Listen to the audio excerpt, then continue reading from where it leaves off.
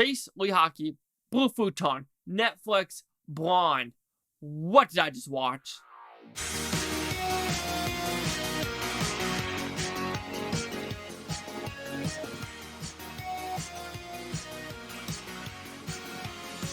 So Blonde, what's it about? It's a very simple story. This is a fictitious story of Marilyn Monroe back when she was in Hollywood. What happened to her in 2 hours and 47 minutes in this NC-17 story. So, did I like this movie? It is the most weirdest, artsy, most expensive film I've ever seen, ever. And I don't know if that's a good thing or a bad thing. I'm still conflicted with what I watched. So, but with that, I would give the positives of the movie first. It is different. It's one of the ones where I was like, oh, I'm watching this. And it's weird. It's weird, but it just kept me entertained of like the different aspect ratio. Are we going to black and white? Are we doing color? Who are these different actors coming in? I didn't know Adrien Brody was in this movie. I didn't know some actors were in this movie. So I was like, okay, where is this going? Okay, who's this playwright?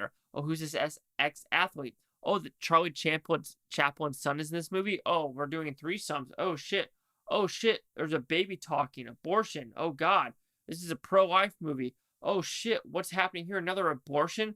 Like, are these Hollywood people really making Marilyn Monroe do abortions? Oh, shit. Is that John F. Kennedy? Oh, shit. What's she doing with it? What the? Oh, my God. This is NC-17. That is what I was thinking in this story. And those are the positives because I was just like, oh, we are switching everywhere. And even though it was 2 hours and 47 minutes, yeah, there were some pacing issues in some scenes, but the way the camera moves, the way we were doing the shining lights, the way we were doing just different things, it was experimental to a fault, and that I think that fault actually was a positive for me. But this movie is freaking weird. I mean, like I said, you have talking fetuses, you have Marilyn Monroe being, I don't know, sexualized, raped.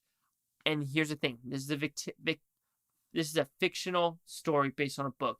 How much of this is real? I don't know, and I'm not going to be mad like with Woman King and Dahmer because this already says this is based off a fictional book, not nonfiction, fiction. So you already know going in this is based off a fictional book.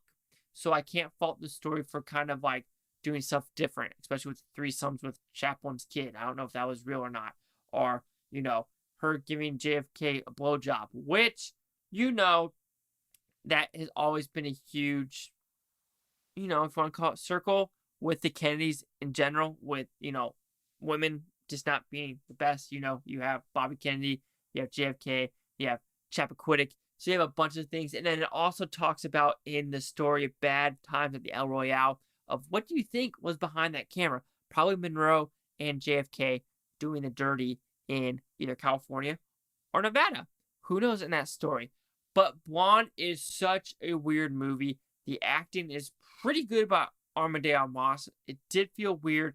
It did feel exploitatious how much nudity she had in this movie.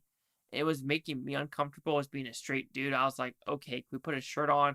I feel like you're giving away too much of yourself on camera for everyone else to see. I mean, I understand it's your body, but it was more of like, please put on a shirt because I feel bad for you. Maybe that was the whole point of you feeling bad for her. If it does, that's completely good on the filmmaker.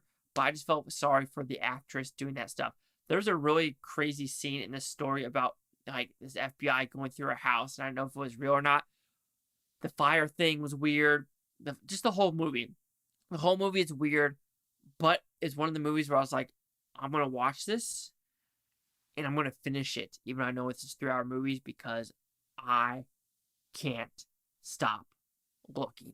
So Blonde will receive a 2.5 out of 5 with Futon. So it goes at 50%. So see the critics news scores gave this one. So you have the critics at 44% with 227 of them. Audience score 32% with over 1,000. Here's critic consensus. Ana de Armas's luminous performance makes it difficult to look away.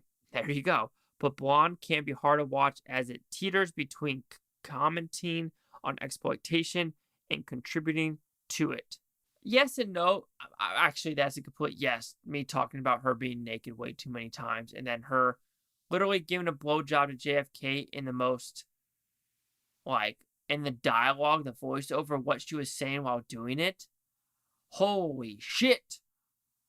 It's something that you don't no watch with your parents. No. 50, 44, 32. Chase out with the blue futon. Like, comment, subscribe. Another thing is Butantopia. You Butoners, thank you for watching. Have a great day. And this director, he does some good movies like the one about killing Jesse James or the assassination attempt on Jesse James, I think it is. But I hated Killing Them Softly. That movie was trash. So this director does some decent ones and some not so decent ones. Middle of road one is in Blonde. Yeah.